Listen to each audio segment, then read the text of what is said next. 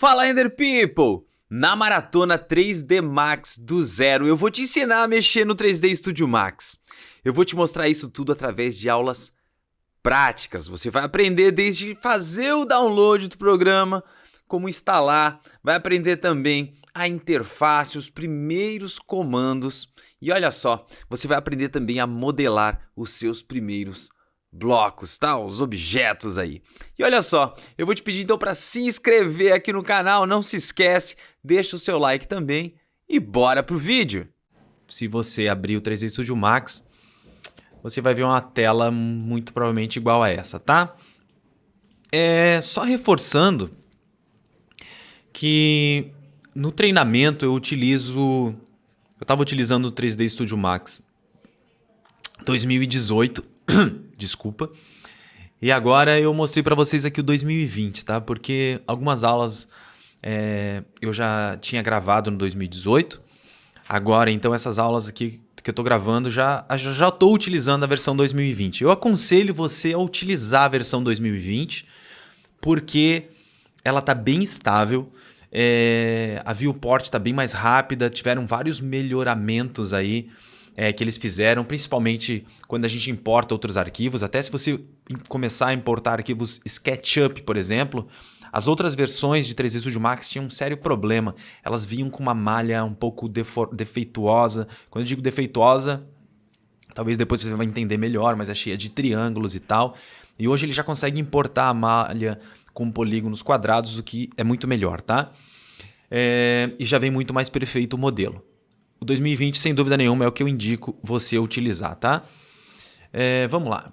Então isso aqui é o 3D Studio Max.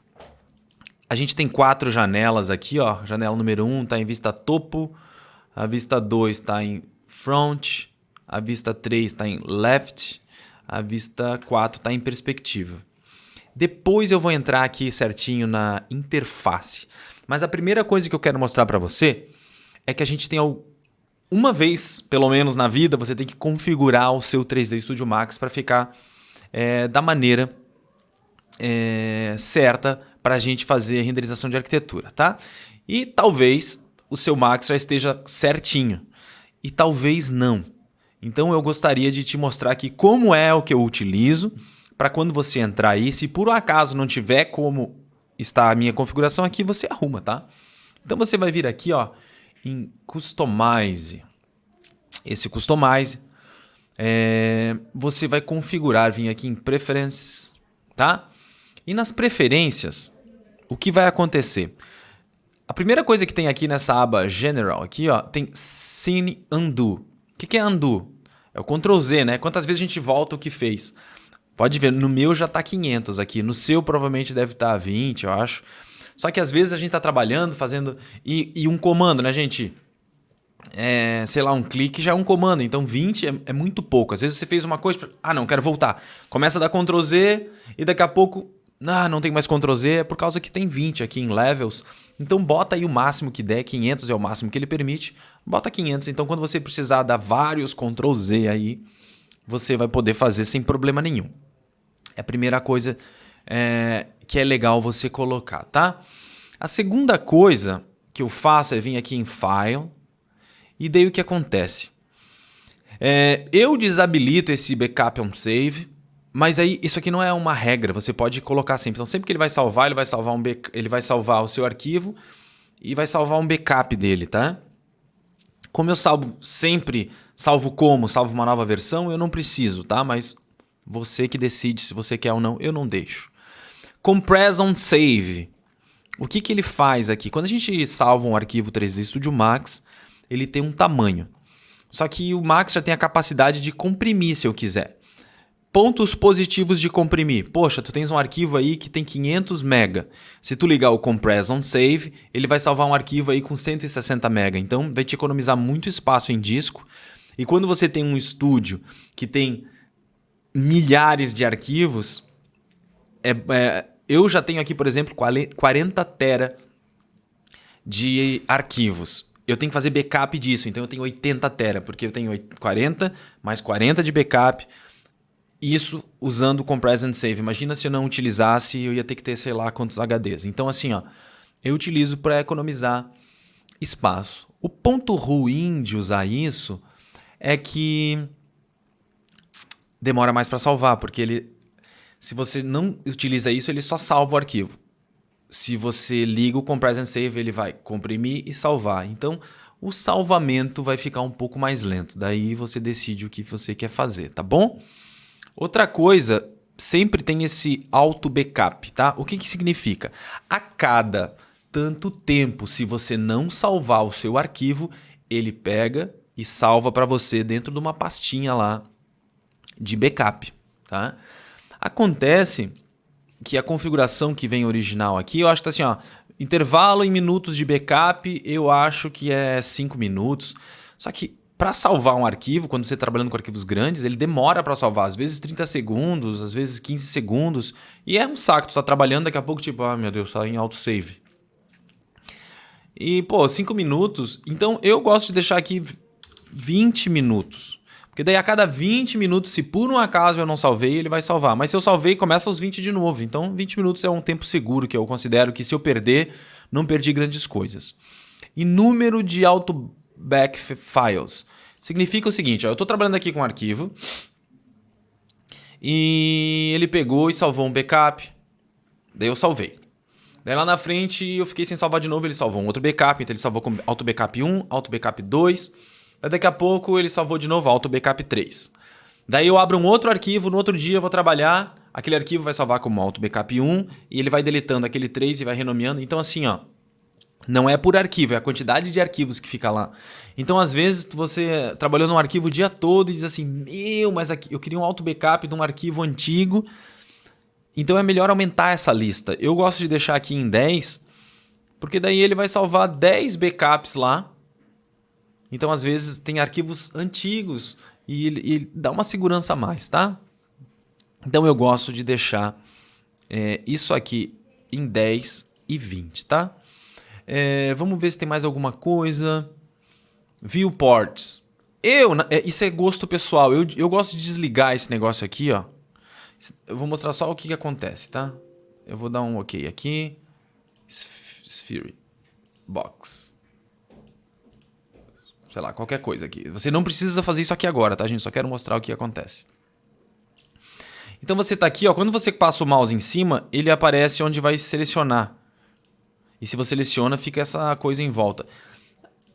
E tudo bem, eu acho até que deve ser bom assim, mas eu não gosto desse negócio aqui, pra mim me incomoda. Então eu venho aqui em Customize, Preferences, Viewports, eu deixo desligado isso. Eu não gosto, tá? Até vou desligar aqui só pra você ver o que vai acontecer. Não acontece nada quando eu passo o mouse em cima. Se eu seleciono, também não. Só se eu tiver... Depois eu vou mostrar outras coisas pra vocês. Mas eu prefiro assim, mas talvez se você prefira daquele jeito, tá? Quando você tem muita coisa na cena, quando começa a trabalhar com cenas complexas, começa a ficar piscando aquele negócio na tela e me incomoda. É por isso que eu não tenho, tá? Isso é outra coisa que você vai fazer. Vamos pensar aqui, ó. O Gamma, tá? Gamma é uma coisa importante que você deve utilizar da maneira que está aqui, tá? Então, se tiver diferente, você corrige. Então, se tiver aqui, por exemplo, sem isso aqui ligado, ou o Gamma que tiver 1.0, então deixa 2.2, o Gamma aqui, afetar o seletor de cores e afetar também o editor de materiais, tá? Você deixa exatamente como está aqui, se não tiver, você pode ajustar para o que tem aqui, tá? O resto aqui, basicamente, não tem nada para a gente mexer agora, tá? Então, acho que a gente viu aqui o Preference Settings, já é um bom caminho, tá? Daqui a pouquinho a gente vai botar a mão na massa. Eu sei que você deve estar ansioso para começar a fazer alguma coisa, mas é importante eu te mostrar esses detalhezinhos. É uma vez só, no começo, e depois a gente pode ir em frente e não precisa mais se preocupar com isso, tá? Então esse foi o Preference Settings que eu quis mostrar para vocês aqui, tá? Tem mais algumas coisinhas que a gente precisa ajustar e a gente vai continuar já já aqui na próxima aula. Uma outra coisa que a gente tem que configurar, é bem rapidinho aqui, é a unidade de medidas, tá? Porque a gente tem algumas unidades de medidas. E geralmente, Na arquitetura, a gente usa em centímetros. Quando a gente olha uma planta de uma casa, tem lá 3 metros, vai estar escrito 300. Se a gente tem uma parede que tem uma espessura de 15 centímetros, vai estar escrito 15, né? Porque isso tudo depende da escala e do tipo de projeto. Por exemplo, se você for trabalhar com projetos mecânicos, tudo é em milímetro. Então, se você vê uma parede de 15 centímetros, lá vai estar escrito 150 a cota, tá? Porque todo mundo que trabalha com a parte de projetos mecânicos e até de design mesmo de objetos, tipo, sei lá, quem vai projetar um iPhone da vida, vai projetar qualquer coisa, aquela geladeira, vai desenhar em milímetros, porque projetos mecânicos e industriais são em milímetros. Projetos de arquitetura e de interiores são em centímetros, tá? E às vezes quem trabalha aí com loteamentos e projetos ultra grandes vão trabalhar em metros, né? Porque daí é uma escala. Quem faz urbanismo, por exemplo, vai trabalhar com cidades. Não vai poder colocar tudo em centímetros, porque senão a cota vai ficar enorme. Então é tudo em metros. Então quando for, por exemplo, cotar um meio fio de 15 centímetros, vai colocar 0,15, porque é 0,15 de 1 metro, tá? E como é que a gente configura isso aqui dentro do 3D Studio Max? Você vai vir aqui em Customize, Unit Setup, vai entrar aqui, e daí você vai configurar isso aqui em centímetros, tá? Vai colocar aqui sistema métrico. Provavelmente vai vir Generic Units aqui para você. Você vai ativar métrico, sistema métrico, porque a gente utiliza o sistema métrico. E vai selecionar centímetros. É basicamente isso, tá? E veja se aqui, ó, o sistema de luz está internacional também, para não ficar no sistema de polegadas, só se eu fosse utilizar aqui sistema americano, tá? Aqui no Brasil e em todos os lugares, exceto nos Estados Unidos, a gente utiliza metro, centímetro, então você vai fazer exatamente isso, vai dar um OK. E pronto, gente. Agora você já tem aí o seu 3D Studio Max com as configurações básicas para a gente poder começar a falar um pouco da interface. Vamos lá?